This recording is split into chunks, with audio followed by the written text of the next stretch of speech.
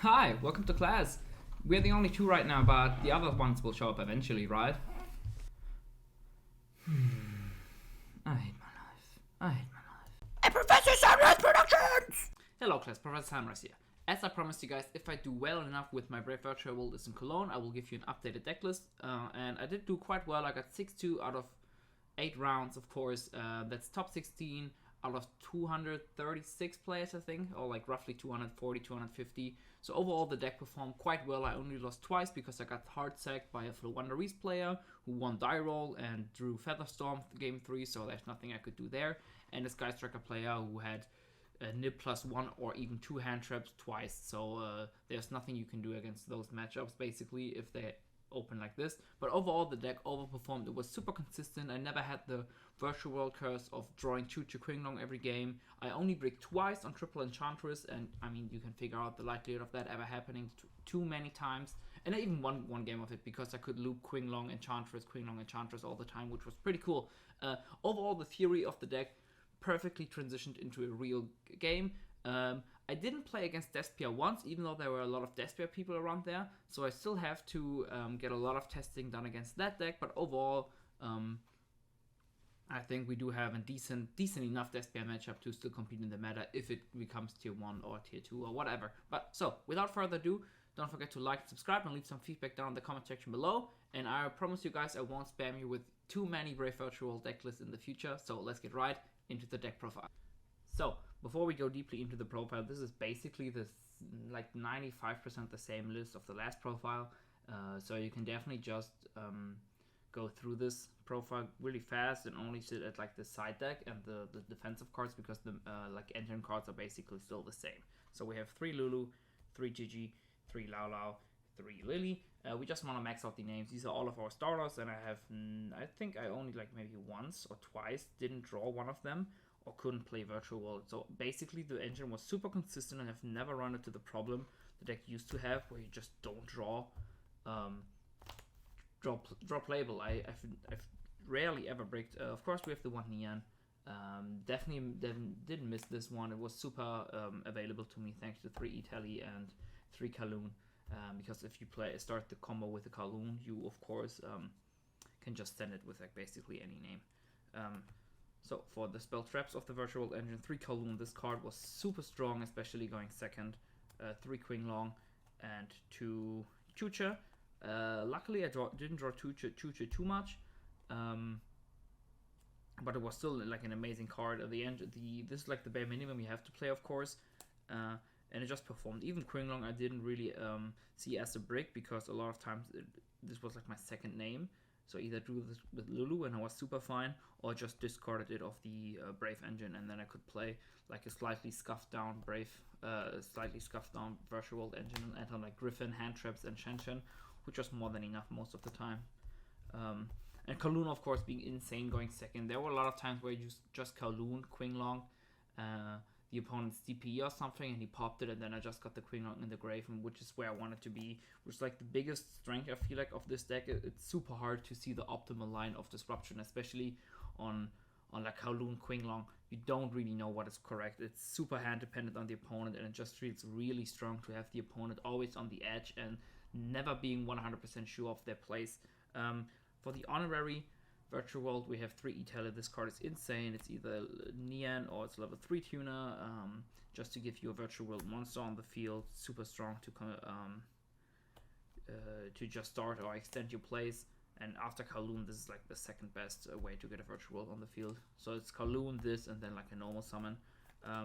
Also, this is really cool because you can use it in the battle phase, so you can force lethal with like a decent board on the Nib, and then in battle phase you can E-Tele, get a Lulu, summon Neon, and then you have 3.1k attack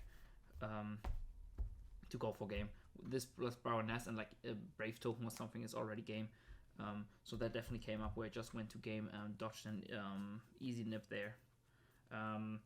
So for the Brave engine, I have been on the just 4 starters, 3 Enchantress, 1 Ride, and the 1 Adventure. I count that as a starter as well, just because it's good enough. And I've been really liking it. The reason I went for 3 Enchantress and 1 Ride is just so that we can have a grindier game, which did come up sometimes just because I hard drew all of them. but in theory this lets us grind the longest. And most importantly, Enchantress is by far the best discard in the deck, mostly for droplet reasons, because I really wanted to have a strong droplet in a deck where droplet is just not that strong, and it just worked. I drew this way too much, meaning that I shouldn't have opened it basically every game, but I did. But in theory, even like in testing Dueling Book, even if you don't hard draw it, there are a lot of times where you just want to go for like Lulu and Lily, and then Chucha on the Lulu, and then go for Enchantress that way, and then you 5th summon, you have the Brave Engine, which is like basically the old Tzolk'in line, just so, but you can do that, and then you can still on the Crystal Wing, and this way you have a double protection where you can go for Griffin first, and then you can go for a Crystal Wing line, and they will get hit with the double hand trap, like Nib plus Veiler, Nib whatever, and then you can still Lao on the Chucha you have, and then you can still enter Chen Chucha through 2 hand traps, which is basically what the deck tries to accomplish. Sadly, I didn't get to do that a lot. Most of the time I just got hit by other hand traps, and I couldn't really go for that route, and I just had to pray the opponent didn't have a Nib with it. But overall, the Brave Engine is just really strong in this deck, and it's like a called by on crack, because a lot of times this will just get ashed. Like Enchantress got ashed so many times. But if this doesn't get ashed and you get ogred on the adventure, which happens less now that people are not really on ogre anymore, and they just pray you don't have it right, it's still just a called by, and if it resolves, you just win basically. Of course, you play the Griffin and the Draco bag. I didn't draw Draco bag too much, maybe once or twice, and Griffin is like a decent draw just because it lets you make Baroness pretty early on in the combo and to protect yourself from hand traps, which is like really good, of course. With people really opting to ash the Enchantress, you could argue that playing like a different ratio could be better, and I was thinking about it, maybe going back to 2-2 just to hard draw right more often, but I just really want the good discard. As the Brave Engine is not really mandatory for the deck to function, of course, it's not like it protects your like the one play you have, for example in Prankets. I feel like it's just getting the most utility out of it, not the most ceiling is my way of approaching that engine. For defensive cards, I switched those up a little. I'm still on the droplets, and I'm 100% convinced that droplet is the way. Right now, hand traps became worse and worse now that Despia is there, which is really good against hand traps, but with where hand traps are really good against, because you really want to not get them into the engine. It just becomes super hard to fit all the hand traps in this deck, and most importantly, there are still a shit ton of decks which are not Despia, and where hand traps just don't do enough. So I was really not feeding the hand traps, and as I'm playing a grindy deck myself, I'm super fine by just letting Despia play, hitting their 1-2 disruption with a droplet myself, and then go into a grind game, get my engine alive, break the board, and then go into a grind. And against everything else, droplet is just insanely strong. We are still on 3 Ash, just because it's like insanely strong going first to draw with your combo. And I really wanted 3 slots in my main deck for that, and these cards I can always swap out for my defensive cards, like a Droll and Nib. That way I always have a good hand trap going first, to pitch for M7 plays, or just to have as like additional disruption with my end board. In game 1, Ash is just the best because it's super versatile. 1 token collector. I drew this a little bit. Last round I played against Sword Soul, and I hard drew it twice, which was like really good. But overall, this is just a really good card to send with Beatrice. In theory, you don't hard draw Brave Engine all the time, so a lot of times you'll go for a Beatrice route, and you definitely want. You don't have to. I played without a token collector before, but it just feels really good to have additional disruption of the Beatrice. Even though it didn't come up too many times, it just also didn't brick me, other than the one time I was playing against Salad. So I really like this card, and I would definitely still keep it, even though I was missing 1 Ogre in the main deck just because of E-Teller reasons. But that's just what it is. We want to stay at 40. And lastly, I played 2 Talents and 1 Called. And these cards really overperformed, especially Talents was completely insane. Main reason for that is that I really wanted...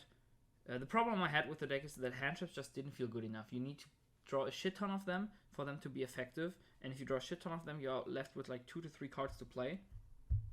And the deck just really struggles to play with such a small amount of cards. So I was looking for other defensive cards to play to start to break boards. And of course, Droplets is insane, and then it performed even in a deck which doesn't really have a good monster discards. And then Talents came to my mind, and people are on a lot of hand traps, so Talents is really strong going first right now, and it was always alive, I think. And secondly, it's completely insane going second. Just having these 2 extra cards going second makes the deck work so strong. You can't really utilize the steal effect because you don't have link monsters, of course, so it's really hard to remove bodies. So unless you can OTK, you always go for draw going second. But the deck just is insanely well if it plays with like draw for turn, so 6 cards, and then you play with 8 cards with Talents. It becomes super consistent and can break basically any board at that point, as long as it's not a side lock. So that's been the 10 defense, of course, and I really like them.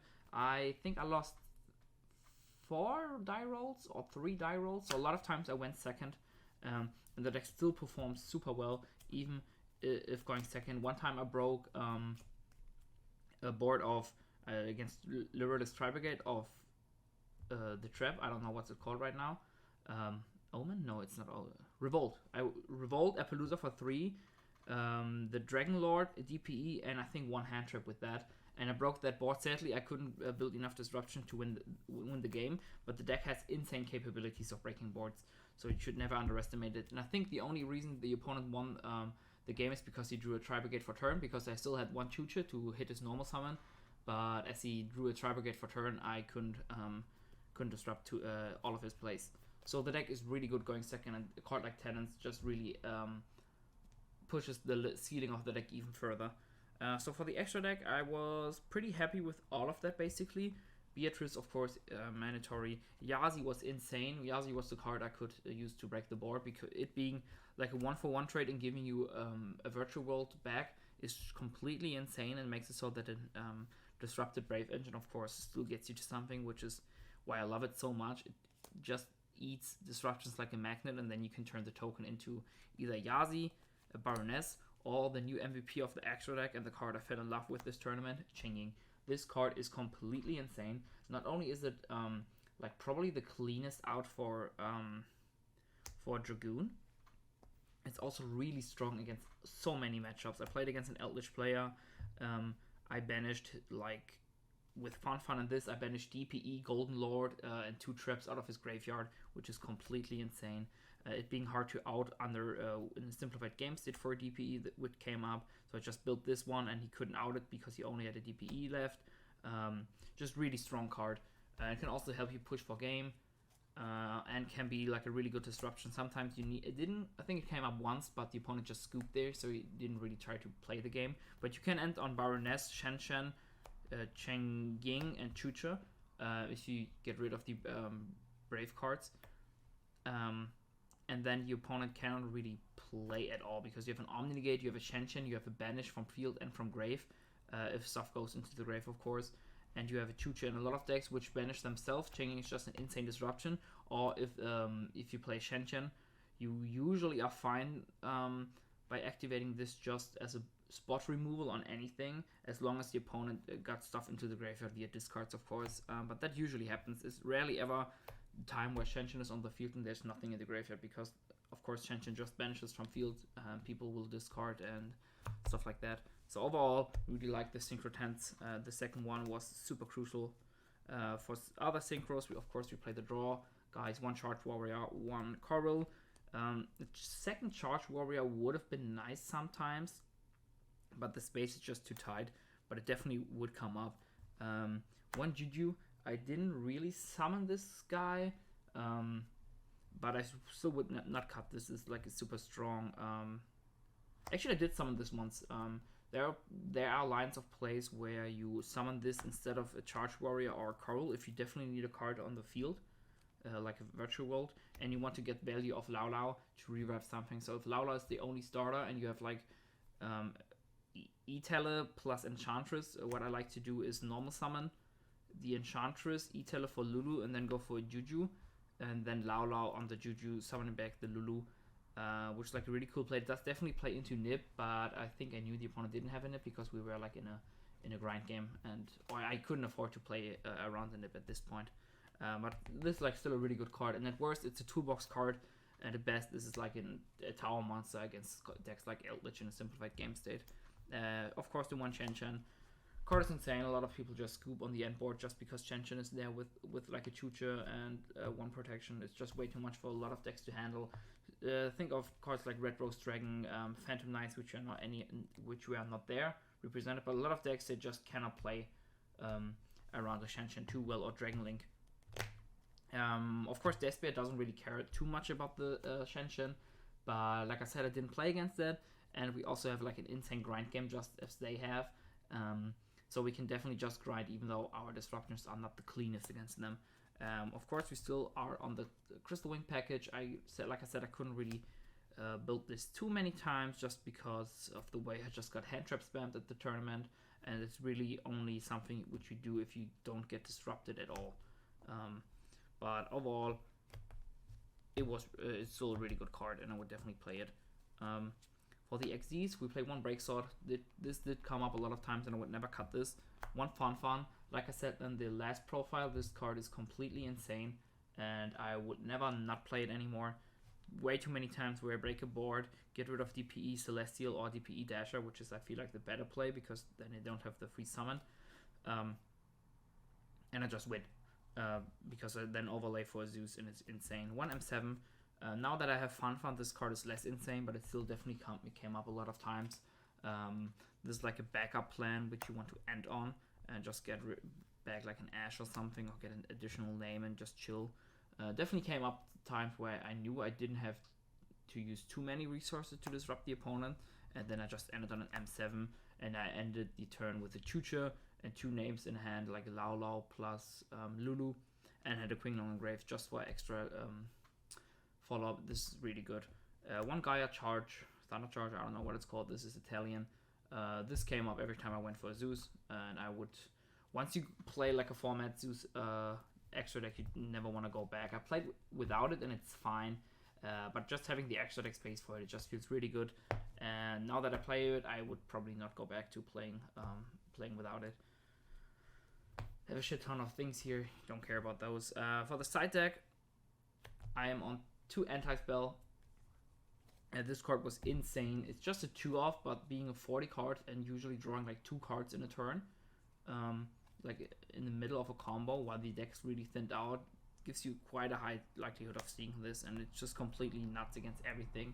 It hits Brave, it hits basically any deck apart from like Tri-Brigade, which I played against. I always sided this in when going first.